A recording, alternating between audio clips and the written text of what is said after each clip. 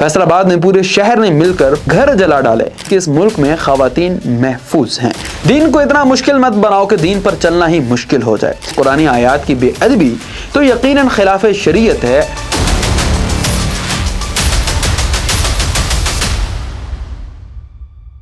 अस्सलाम वालेकुम जी, मेरा नाम है हमजा ताहिर।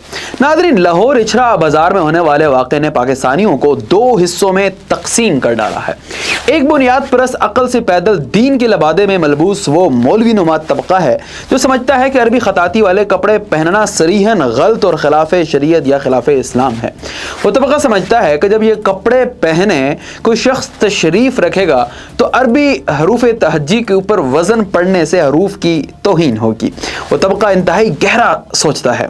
वो ये सोच रखता है और ये समझता है कि जब इन कपड़ों की धुलाई होगी तो इन पर लिखे अल्फाज की स्याही मिटेगी, रंग उड़ेगा और वह गंदे पानी के साथ मिलकर किसी गंदी नाली में जा गिरेगा और इस तरह उन हरूफ की बेअदबी होगी। वो तबका क्या कहता है, जरा इस वीडियो में मुलाहजा कीजिए। और जो कपड़ा धोया जाएगा उसका पानी जो गंदी नालियों में जाएगा, ये जनाब अली बेअदबी नहीं है हुरूफ तहज्जी की। दूसरा तबका वो है जो कि समझता है कि कुरानी अल्फाज और कुरानी आयात की बेअदबी तो यकीनन खिलाफ शरीयत है और अगर कोई शख्स इरादतन ऐसे कपड़े पहनता है तो वो ब्लास्फेमी के जुमरे में आता है।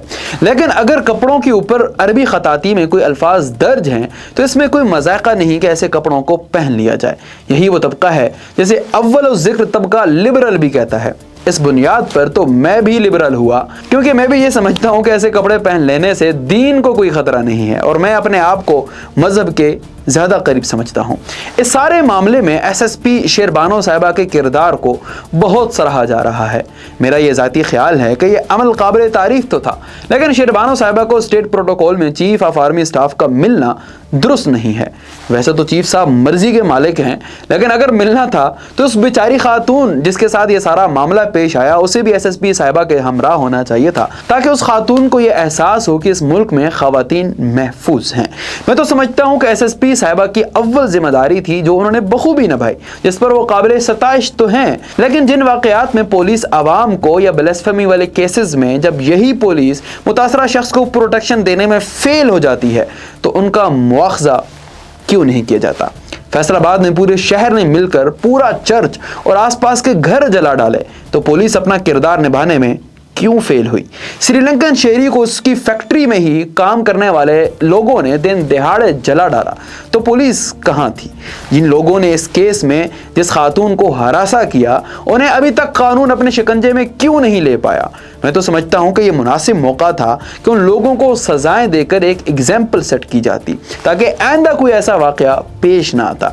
नाज़रीन, ऐसे बीसियों वाकयात हैं जिनमें पुलिस आवाम को प्रोटेक्शन देने में बुरे तरीके से नाकाम हुई है, लेकिन आज दिन तक कोई मुआवजा नहीं किया गया।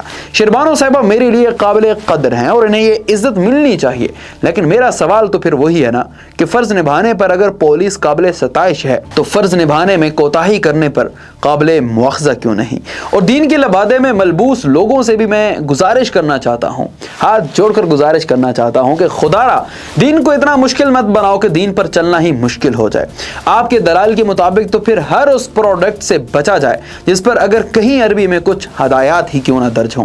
फिर तो ना आप ऐसा कोई साबुन अपने वाशरूम में रख पाएंगे, ना ही कोई टूथ ब्रश और ना ही कोई टूथपेस्ट और ना ही कोई शैम्पू आप अपने सर मुबारक पर लगा पाएंगे, क्योंकि अरबी में हदायत दर्ज होंगी।